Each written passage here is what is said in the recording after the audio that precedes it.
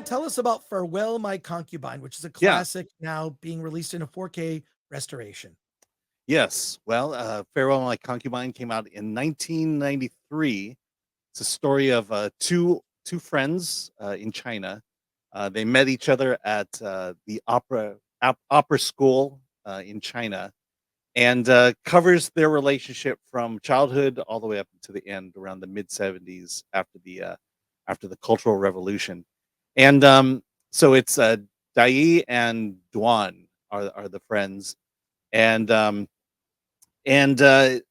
movie opens up fairly brutal, where these two boys, they're kind of forced into becoming opera stars, and they're put through the ringer. Literally, it's worse than boot camp, military boot camp. Um, it's torture. Everything is they do is wrong, and they're punished for it. There are points where they're tortured because they did something. They tried to run away at one point. Um, and I mention all this because they're literally brutalized and tortured, and the two of them are paired off to basically perfect and master the opera Farewell, My Concubine, where Duan plays the king and Dai plays the concubine. And because of the psychological torture, Dai becomes confused as to whether he's a boy or a girl. And this is kind of the reason I want to talk about this movie. Is it's an interesting take on the LGBT genre. This movie came out at the I would say at the height of the AIDS crisis.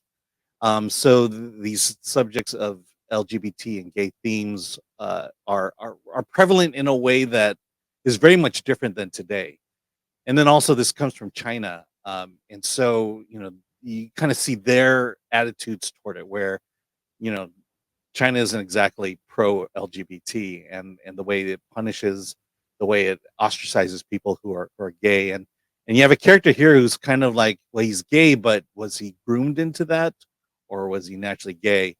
Um, and what I found interesting is to watch this movie today, 30 years later, compared to 1993 when it first came out, because the third act becomes a very so it takes us through the history of this relationship, of this friendship, through China's history, starting with the Japanese invasion of China during World War II, then the Cultural Revolution, and at the end of the movie, it gets into the Cultural Revolution when the communist takes over, and this movie definitely becomes anti-communist.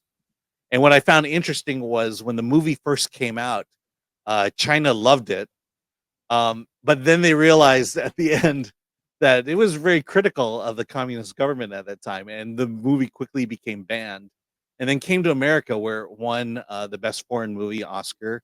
It won the Palme d'Or at Cannes, and it also won best cinematography, which is pretty much another reason to see this film. So I just found the communism themes, the LGBT themes, to watch it today in 2023 to be fascinating. And so, you know, it's kind of a mixed bag here. I don't expect a lot of our viewers here, our people in the chat, to want to go out and see this movie.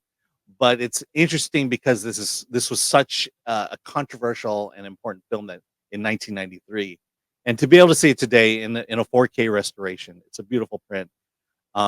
So this is just one of those where it's a chance to look back at history, and you know and so yeah, that's pretty much. I found it fascinating. I really like this movie and themes. So I don't know if you ever saw the original. Years ago, Yeah. years ago. So I love that all these movies are coming out in 4K now. Hmm. Like, and a lot of them are even coming to theaters, which is Yeah. interesting. I saw Coraline recently in a 4K restoration. I love it that these films are being preserved. So they're Yeah, worth Stop checking Making out. Sense is out in theaters now, and you can see it in some theaters in IMAX, which is, I think, the best way to see it. Great. All right. So do you recommend it? I do, but it's a qualified recommendation. I don't think it's for everybody. But it's definitely one, for those who like film history, and it's kind of weird, but the the gay themes, the communist themes of the '80s and '90s to see how it contrasts to those same themes today, because both subjects are very highly politicized, and you know there's something to be said about going into the past, and and you know seeing where things could head if we're not careful.